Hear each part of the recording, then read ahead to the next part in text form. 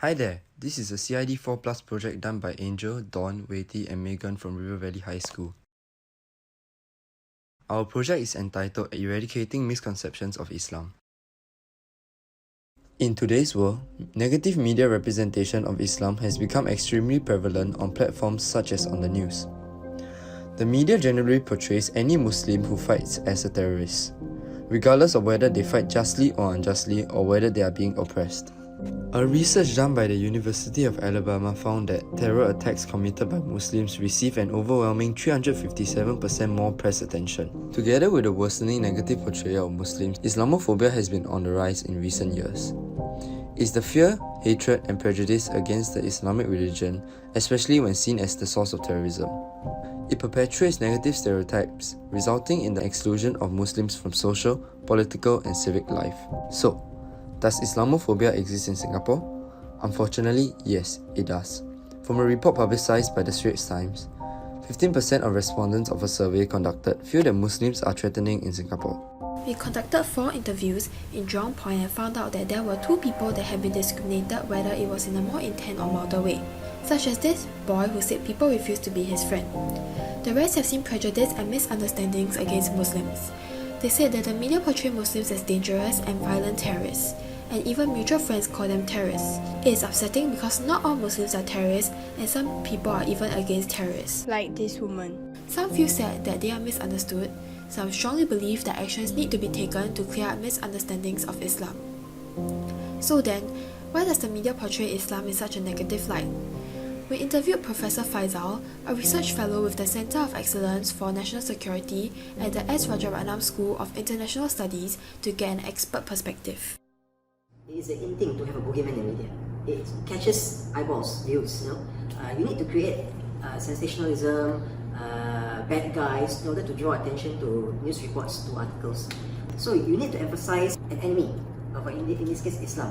To be fair, sometimes news articles have limited space, so they try to explain things in a very simplified manner. And unfortunately, sometimes they try to explain it in a way that Islam is the bad factor in that.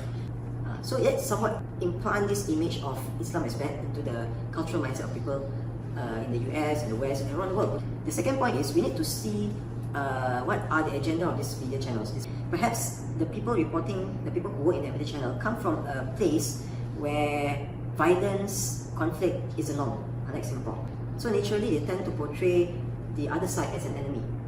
And it's been going on and on. And when that thing goes into the internet, it reaches all over the world, even Singapore. And it actually paints our perceptions to sides. This is why people often trust media representation, and this causes many non-Muslims to be ill-informed of the Islam community. Many are easily swayed by the negative portrayal of Muslims online, thus giving rise to the misconceptions generated against Muslims and their religion. These misconceptions lead people to presume Islam's correlation with terror, in turn sparking discrimination and Islamophobia, making people believe Muslims should be feared. What many people do not realize is that these misconceptions and discrimination actually takes a toll on Muslims' health. From various anecdotes, people ranging from young students to working adults have said to be outcasted by the non-Muslims around them. Due to people attributing them to worshippers of a religion that promotes violence, Muslims have become a target. They not only receive backlash from peers and colleagues, but also get threatened anonymously online.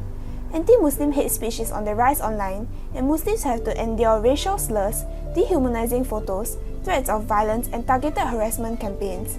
The intense and irrational hostility undermines Muslims' mental and emotional well-being, as they struggle to cope with the prejudice that they face in their day-to-day life. Imagine not being able to wear your hijab without feeling insecure, or even doubting the religion that you support. Islamophobia thus generates anxiety and insecurities, causing Muslims to lose confidence in themselves and fear stepping out of the house. As seen, the problem of Islamophobia and misconceptions generated from negative media portrayal is a serious issue. Perceptions of people are influenced by the content we see online. Misinterpretations of these content may also attribute to the many misconceptions we attach to Islam. Here are the 2 common misconceptions often linked with Islam. 1. Muslims are violent terrorist extremists and that Islam permits terrorism. The media portrays Islam to breed hatred, violence, and intolerance. We surveyed over 100 people and found that 59% of respondents tend to believe media representation, and 68% said that they believe the media's portrayal of Muslims committing terror-related crimes. 91% responded that they have seen Muslims being discriminated for being related to terrorism. The entire Quran gives a message of hope, faith and peace to a faith community of 1 billion people. In fact, Muslims are not allowed to destroy plants and animals unnecessarily, let alone innocent humans. We conducted several interviews in Bugis to find out what Muslims have to say regarding this. Okay, first of all, I would like to say as a Muslim, there is no connection between terrorism and Islam. The other thing that I want to say is that the Prophet Muhammad actually teaches us good things like giving charities and to be kind to people. We always think that all Muslims are like terrorists, and that's really like quite upsetting for me because not all Muslims are like that. Just imagine like some of us are Muslims, they are not, they are against terrorists. We would feel like upsetting. Like people think that Muslims people are terrorists, but actually they're doing something that like I don't think so they're considered to be Muslims, because Islam is a very nice religion. We love one another. We don't do this kind of like those icy stuff. They are, to be honest, they are not right. Real Muslim. A real Muslim, we help one another. We do those good deeds. Yeah. As such, we can say that Islam does not cultivate violence among Muslims, and that Muslims have absolutely no correlation with terrorism. 2. Jihad is terrorism. A dialogue was organised by the Association of Muslim Professionals as part of its Comic-Con campaign in 2016. Mr. Hasni Aris, president of AMP's Youth Wing, said that jihad is often wrongly linked to the concept of a holy war against infidels. Ustaz Khalid Rafi, an imam at Muhajirin Mosque, said that this was because extremist political movements in the 21st century have hijacked the term jihad to justify violence against non-Muslims. Many religious leaders at the event said that jihad on the internet typically throws out references to religious wars, but this is a distorted interpretation of the term.